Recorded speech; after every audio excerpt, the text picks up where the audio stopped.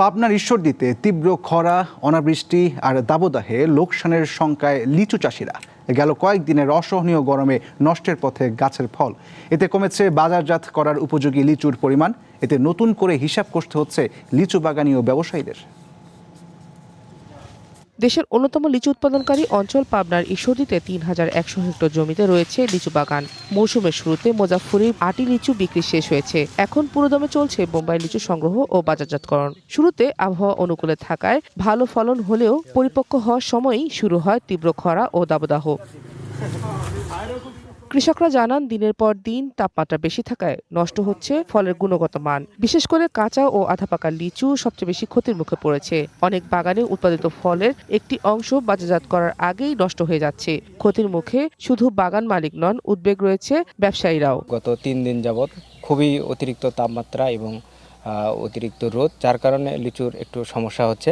আশা করা যাচ্ছে আবহাওয়া যদি একটু অনুকূলে চলে আসে, অর্থাৎ তাপদাহ যদি কমে যায়, তাহলে দ্রুত এটা সেরে যাবে। দ্রুত পরিপক্ক হওয়া মাত্রই এটা আমাদের সংগ্রহ করে বিক্রি করে দিতে হবে। উপজেলা কৃষি কর্মকর্তা বলছেন, তাপপ্রবাহে কিছু ক্ষয়ক্ষতি হলেও লিচুর ফলন ভালো হওয়ায় সামগ্রিক উৎপাদন সন্তোষজনক। বাগান থেকে দ্রুত লিচু সংগ্রহ করে বাজারজাত করার পরামর্শ দেওয়া হচ্ছে কৃষকদের। প্রচুর পরিমাণে এবার লিচু ছিল, কিন্তু এই রোদের কারণে লিচুগুলো সব পুড়ে গেছে আবহাওয়ার জন্য। এটার মানে কোনো ট্রিটমেন্ট নাই পুরা ঠেকানোর জন্য। 28 থেকে 41 ডিগ্রি যে তাপমাত্রা, এই তাপমাত্রায় লিচু অসহনীয় অবস্থায় থাকে, যার কারণে লিচু ফেটে যাচ্ছে এবং পচে যাচ্ছে। অর্ধেকের বেশি লিচু চাষি আসলে লিচু পুড়ে যাওয়ায় ক্ষতিগ্রস্ত হয়েছে।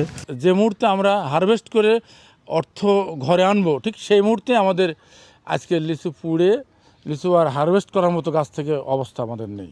রেকর্ড পরিমাণ উৎপাদনের সম্ভাবনা থাকলেও প্রকৃতির বৈরী আচরণে কিছুটা ম্লান হয়েছে ঈশ্বরদীর লিচু চাষিদের স্বপ্ন। তারপরও বাজার পরিস্থিতি অনুকূলে থাকলে কিছুটা ক্ষতি পুষিয়ে নেওয়ার আশা ফল চাষিদের।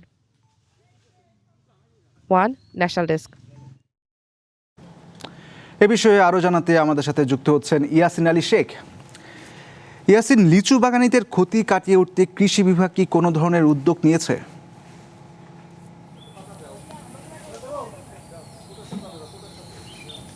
ধন্যবাদ ইশতিয়াক। আপনি যেমনটি বলছিলেন যে বিগত 2 বছরের চেয়ে এই বছর কিন্তু আসলে লিচুর ফলন বেশি হয়েছে, কৃষকদের মুখে হাসিও ছিল। কিন্তু গত কয়েকদিনের তাপদাহ, দমকা হাওয়া আর গতকাল বিকেলে যে বৃষ্টি হয়েছে, সেই বৃষ্টিতে আসলে কৃষকদের লিচুর যে ক্ষতি হয়েছে, গাছেই লিচু ফেটে গিয়েছে, পাশাপাশি লিচুতে কালো স্পট পড়েছে। আর আমি একটি বিষয় আপনাদেরকে জানিয়ে রাখি যে এই বছর পাবনায় 800 কোটি টাকার লিচু বিক্রি হবে, এবং কি আরেকটি বিষয় জানিয়ে রাখি যে 4,632 হেক্টর জমিতে কিন্তু এবার লিচুর চাষ করা হয়েছে। তো আপনারা দেখতে পাচ্ছেন যে আমার পেছনে কিন্তু চলছে লিচু বাছার কর্মযজ্ঞ। তো আমরা এখন একজন যিনি কৃষক, লিচু যিনি চাষ করেছেন, তার সঙ্গে কথা বলবো। আসলে এবছর আপনারা লিচুর তো ফলন ভালো ছিল, আসলে এই ফলনটা নষ্ট হলো কিভাবে এবং আপনাদের কোনো ক্ষতির মুখে পড়তে হবে কিনা?